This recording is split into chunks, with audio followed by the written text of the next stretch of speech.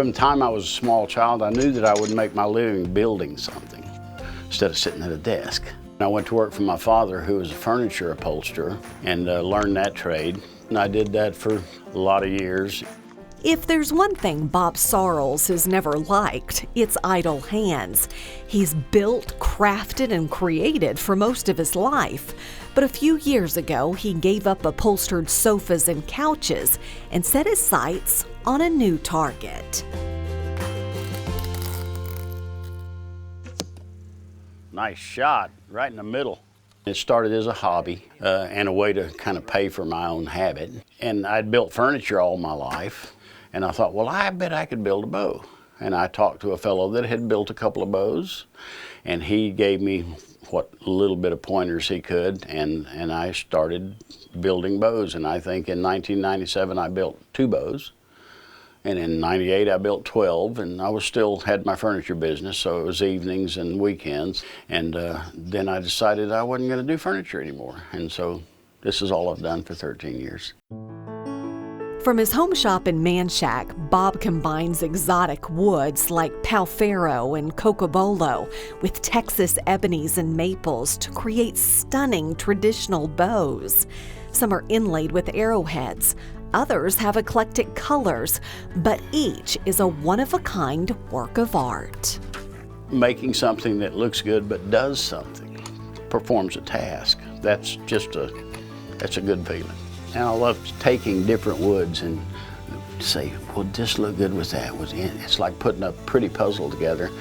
And I love when a person comes over and picks up one of my bows and says, this thing shoots really, it looks good, but it shoots really, really good. And that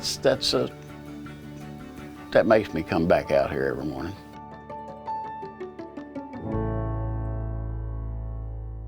You think you can show me how to shoot? I certainly can. This bow right here would be a good one for you to shoot. This is a lady's weight bow.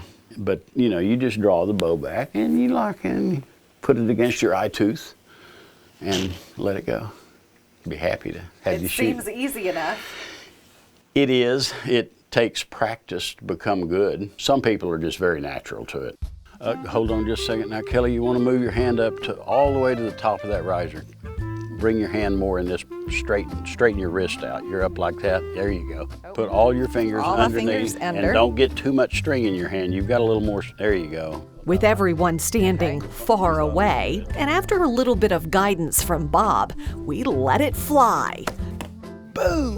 Woo! Well, call it beginner's luck, but we can definitely see the appeal of shooting a Sarrels traditional bow. Cant the bow, straighten your wrist out. Straighten your right wrist out. You're doing this. You want to straighten it more. There you go. I got it on the target. She hit it.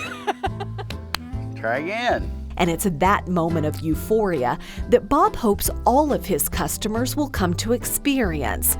But there will always be one shooter with a connection to his bows that's stronger than the rest.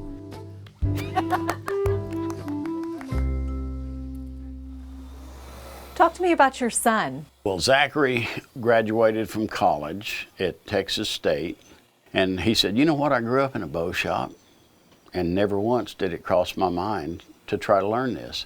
And so he came to work for me for a couple of days a week, and it was only 2 or 3 weeks he was asking for another day, and then full time. And I turned him, well, he turned himself, he's a very talented young man, into a top grade bowyer.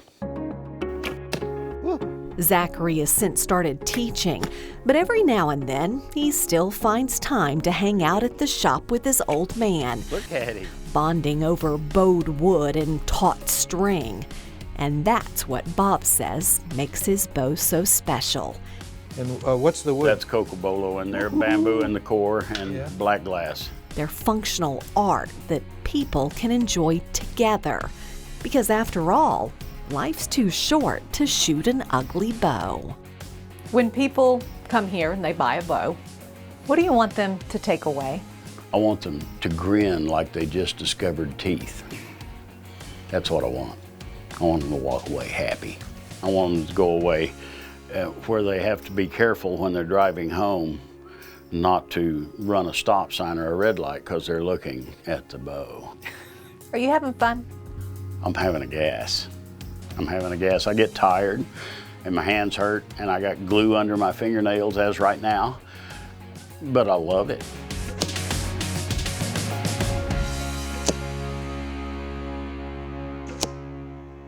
Looking for more stories like this one? Just hit the subscribe button for more great stories about Texas and Texans.